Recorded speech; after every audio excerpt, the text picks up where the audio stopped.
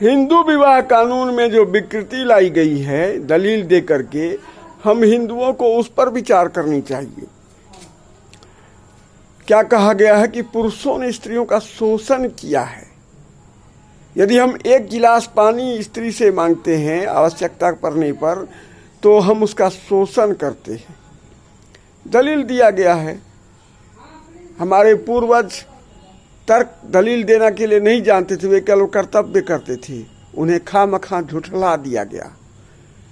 अरे इस तरह की विकृति लाने वाले जो तर्क जिन्होंने दिए हैं हिंदू विवाह कानून में को बिगाड़ने के लिए, उनसे मैं पूछना चाहता हूं कि जब किसी की माँ, बहन, पत्नी या बेटी को कोई गाली देता है तो लोग लड़ाई करने के लिए तैयार हो जाते हैं, तो फिर ऐसा कैसे कहा जाता है कि पुरुषों ने स्त्रियों का शोषण किया है?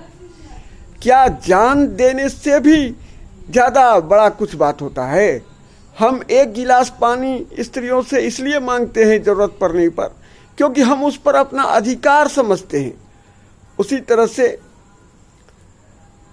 पुरुष पर भी स्त्रियां अपना अधिकार समझती है। जब कभी भी स्त्रियों को 1 रुपये की भी कमी होती है तो वो दोषारोपण पुरुषों पर करती है कि पुरुषों ने ही नहीं कमाया, इसीलिए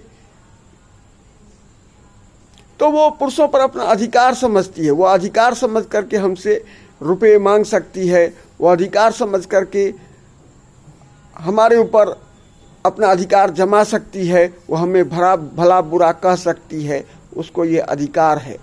और पुरुषों को भी अधिकार है स्त्रियों से खाना बनाने के लिए बोलने का, खाना में कमी होने पर बोलने का।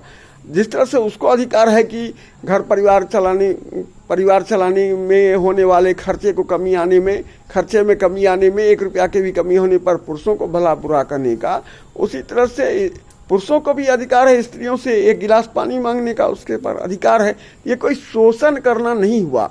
यह जो विकृति लाने वाले लोग हैं उनके निम्न प्रकार की मानसिकता को प्रदर्शित करता है कि हिंदू विवाह कानून को वे लोग खराब कहते हैं। हिंदू विवाह, जो पारंपरिक हिंदू विवाह कानून जो मनुस्मृति में लिखा गया है, वह बिल्कुल ही उचित है और वही कानून मानने से हमारा परिवार चल सकता है। आज हम क्या कर रहे हैं? हम गलत रास्ते पर जा रहे हैं। आज जिस रास्ते पर संविधान निर्माताओं ने हमें लेकर चल दिया है, उस रास्ते पर जाने से तो हमारे परिवार का अस्तित्व ही समाप्त हो जाएगा। मनुष्य पशु में बदल जाएगा। भला कोई अपनी माँ, बहन, बेटी, पत्नी इत्यादि की बुराई क्यों सोचेगा? यह बिल्कुल ही मनगढ़ंत बात है। सोची समझी साजिश के तहत भारत की जो पारंपरिक हिंदू धर्म है उसको विनष्ट करने का साजिश किया गया है। यह मानवता के प्रति अपराध है। जिन्होंने भी इस प्रकार के दलील दे करके हिंदू विवाह कानून को विकृत कर दिया, वे माफ करने योग्य नहीं हैं, चाहे वो कोई भी हो। अब किसने ऐसा विकृत किया है ये तो मैं नहीं जानता हूँ, लेकिन यह हिंदू विवाह कानून में आई, क्षमा करें, हिंदू विवाह कानून में आई विकृति को दूर करके हमें जो पारंपरिक हिंदू विवाह कानून है उसको अपनाना चाहिए। बाल विवाह, सती प्रथा, ये सब कोई गलत चीज़ नहीं था।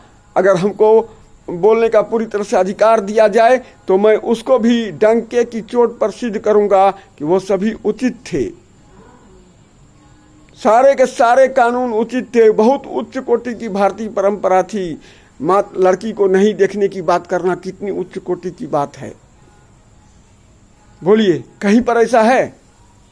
किसी देश में इस तरह की व्यवस्था है कि लोग लड़की को नहीं देखते हैं? लोग केवल खानदान को देखते हैं। क्यों देखते थे भारत में खानदान को? क्योंकि वो अच्छे लोगों के यहाँ संबंध करना चाहते थे। संबंध का मतलब समझते हैं? वो संबंध करना चाहते थे।